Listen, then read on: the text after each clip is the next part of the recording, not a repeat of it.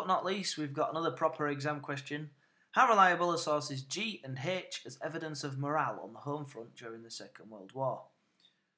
Right, let's read them carefully then. Well, this one's quite easy. It's a poster. Women of Britain come into the factories. Well, it doesn't actually say it here, but it is a... Well, it does say up there, really, from the question. It's a Second World War propaganda poster. Over here, we've got a factory worker interviewed in 1942. She says, now let's underline bits here, working in the factories is not fun.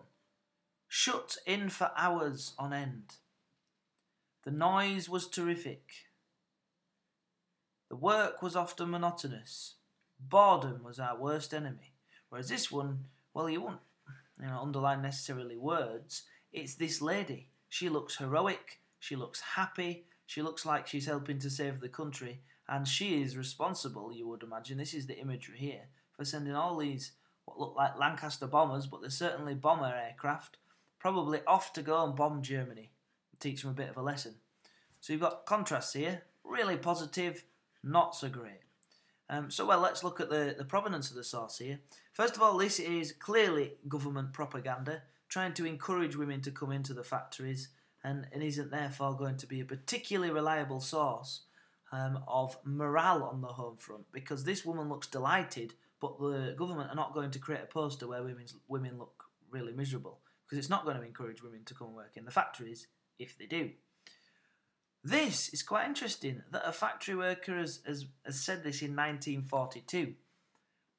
It's quite honest, and it's hard-hitting, and it basically says working in a factory is absolutely terrible.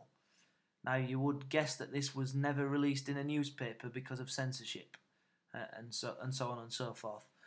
But somehow it's survived. We don't have much information other than that, and it's very honest and very brutal. And it's probably a much more, I'm jumping down here, a much more reliable source than this, based just on the provenance, because government's just going to be unrelentingly positive. This has no real reason to be particularly positive or particularly negative. Perhaps this factory worker, because it's likely a woman, because many of the men were off fighting, and this is the whole point of this, you see. Maybe this is somebody who's not used to working in a factory, so they feel it's particularly terrible and grim. Because a lot of people were new to factory work in 1942. They had to take up factory work to try to help the war effort. So you could suggest that, and that's a bit of your own knowledge. My own knowledge tells me that in 1942 there was a lot of people working in factories that never had done so before, so maybe this is why they see it as particularly grim. Maybe they had a job that wasn't so, boring, doing the same things over and over again. However, if we jump to my conclusion, another bit of our own knowledge is about government propaganda. We know that the government released propaganda to try to encourage women to work in the factories because there was something called a labour shortage, because the men were taking up positions in the armed forces.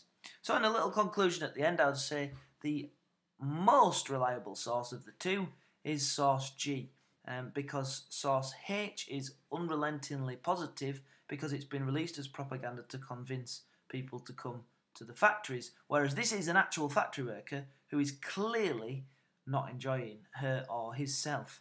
And so this is better evidence because, this is probably more honest, and it's clear evidence of somebody's morale, whereas this is not really evidence of anyone's morale, it's just what the government want morale to be like. And there we go.